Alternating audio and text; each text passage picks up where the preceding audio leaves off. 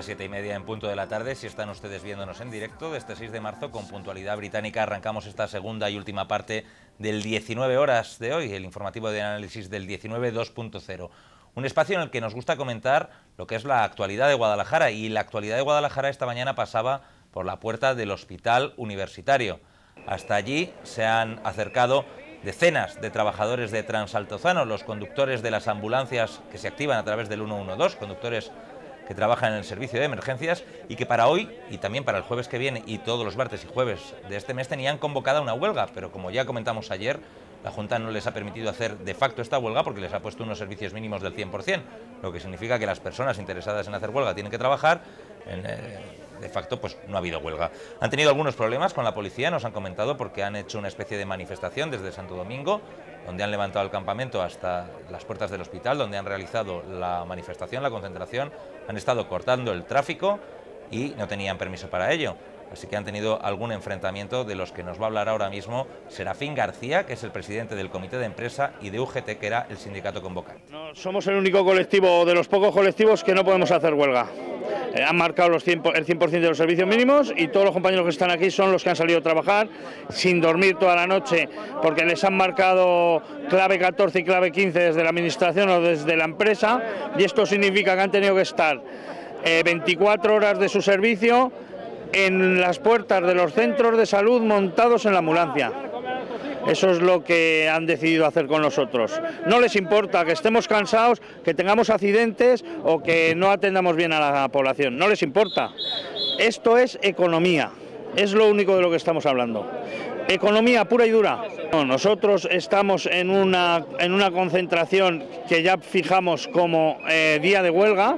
Estamos entregando pasquines informativos, estamos recogiendo firmas y estamos en huelga. Lo que pasa es que estamos en huelga los que no estamos de servicios mínimos, que son el 100%.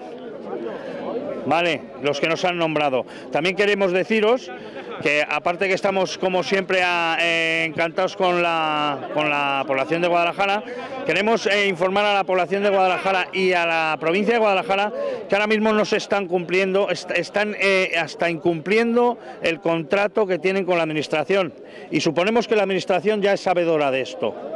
Vamos a dejarlo en suponemos, porque hay vehículos que, siendo convencional o soportes vitales básicos, que tienen que llevar 2 técnicos, solo llevan 1.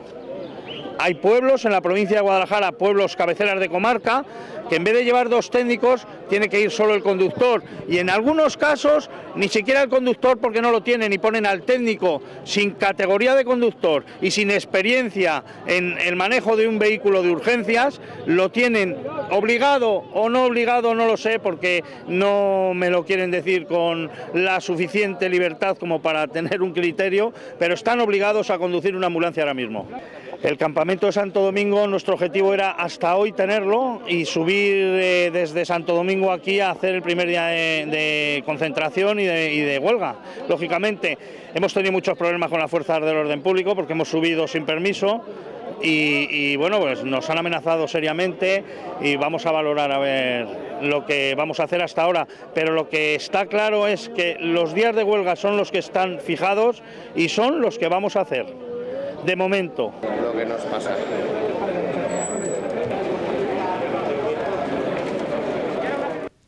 Bueno, pues con nosotros está David Pinillos, el secretario provincial de UGT, el secretario general de UGT Guadalajara. ¿Cómo es posible unos servicios mínimos del 100%? ¿Alguna vez, en su experiencia como secretario provincial o como sindicalista, había visto que se decretaran 100% de servicios mínimos? Hombre, tenemos desafortunadamente en este país determinados servicios que no tienen ese derecho a la huelga, ¿no? Como son las cuerpos y fuerzas de seguridad del Estado.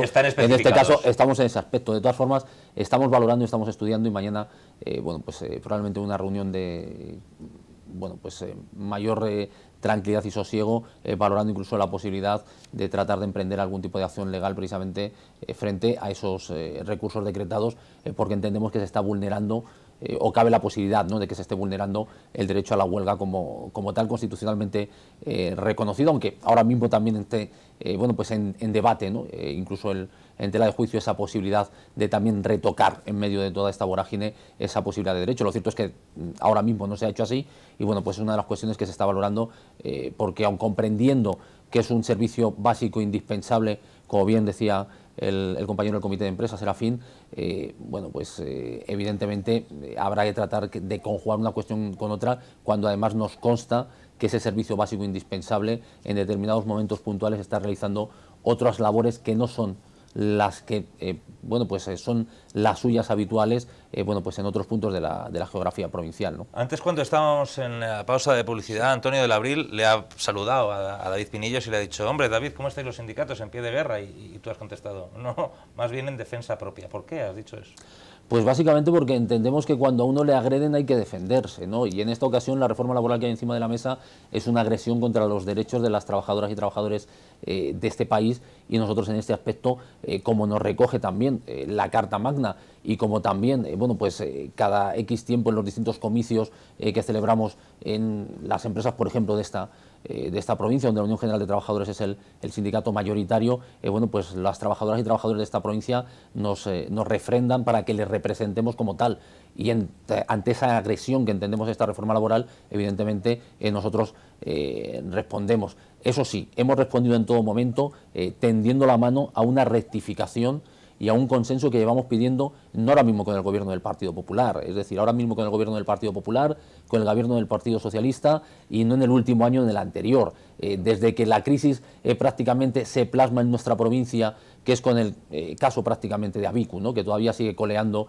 y con los cuales ayer tuvimos una reunión, algunos hemos abogado en todo momento por un consenso más que necesario al margen de los colores políticos para tratar de salir de esta situación. David, lo cierto es que eso no se produce. Lleváis 3 años negociando con la patronal y no habéis llegado a ningún tipo de acuerdo. ¿Qué consenso se puede pedir? No es cierto. ¿Cómo que no es cierto? No es cierto cuando había un acuerdo previo a esta reforma patronal, a esta reforma laboral, en la que se había conseguido, y ahí están los documentos, y además en aquel momento participé en un debate conjunto con representantes de la patronal. En los que no habéis llegado ningún tipo de acuerdo, que es los días de indemnización, la vinculación de los convenios a la productividad, y que al final hay otra cosa que es clave, es decir, pero para llegar a un acuerdo, evidentemente, dos partes tienen que tratar y querer llegar a él, y cuando alguien sabe que probablemente si no llega a ese acuerdo después se va a legislar con una ventaja hacia su lado, es mucho más fácil no llegar a un acuerdo. Pero en todo caso, esta reforma, nosotros entendemos que sí, pero en todo caso, esta reforma laboral ha pasado incluso por encima de los acuerdos que se habían alcanzado con la patronal. Pero es que desde luego me parece patético, es decir, ¿a qué peor se puede ir que a 5 millones de parados que estamos ya? Pues probablemente a los 6 que vayamos a final de este año con esta reforma laboral encima de la mesa. Pero si es que llevamos 5 millones de parados que se han despedido prácticamente casi las mismas condiciones en las que se recoge la reforma laboral. Es decir, lamentablemente en peores condiciones. Desde 2009 no se están pagando 45 días prácticamente a nadie, porque por circunstancias, es decir, objetivas, se está despidiendo en este país con 20 días desde prácticamente casi que empezó la crisis. La crisis empieza en los primeros resultados. Vayámonos más atrás, desde que se pone encima de la mesa por parte del señor Aznar el despido express. En este país se facilita mucho más el despido, y según se ha ido avanzando cada vez se ha dado una vuelta. Se dio con la anterior reforma laboral, que costó una huelga general, y se ha vuelto a dar una vuelta con esto. El tema es si esta reforma laboral puede generar o no puede generar. No va a generar ningún tipo de empleo, como no ha generado empleo ninguna reforma laboral. Y aquí al final nos hacemos trampas al solitario si pensamos que todo aquello que no sea capaz de generar un crecimiento económico por encima del 2,5% va a servir para generar empleo. ¿Por qué no? Es decir, aquí al final, y en eso coincidimos probablemente, y yo he coincidido en muchos debates con CEPIME o con la propia patronal, con COE, aquí el problema fundamental es la falta de liquidez. El dinero que no llega ni a la pequeña y la mediana empresa, ni a las familias. Y la falta de competitividad.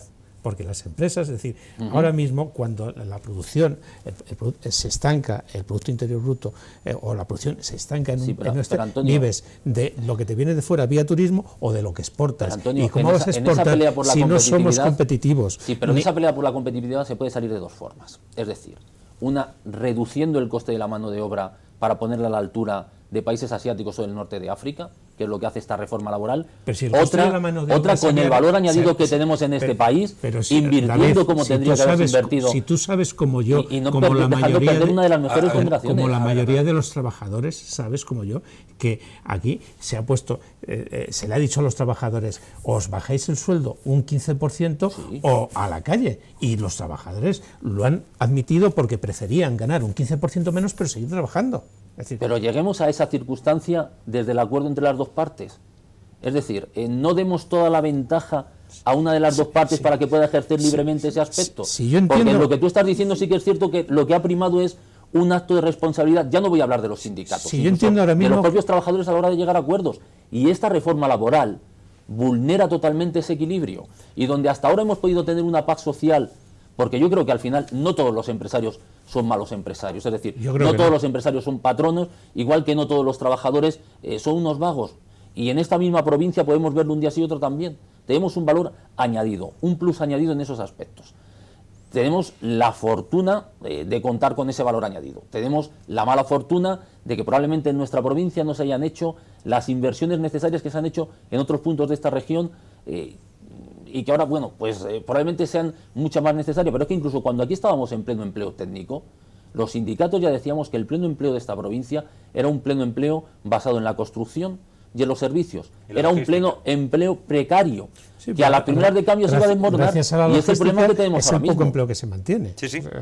Y bueno, y en las condiciones en las que se mantiene, es evidente, porque hay una cuestión que es inevitable, es decir, la ubicación geográfica que tiene la provincia de Guadalajara al final es la que es, pero no solo podemos vivir de logística. Es decir, las empresas con valor añadido que teníamos en esta provincia o bien se han deslocalizado o bien se van desmoronando a pasos agigantados. ¿Y por qué es el efecto de la deslocalización? Por el efecto de sueldos. Hay otros costes mucho más importantes que los salarios, y aquí no ha sido un problema nunca de salarios. El coste energético, Antonio, el coste energético es probablemente uno de los aspectos a tener mucho más en cuenta.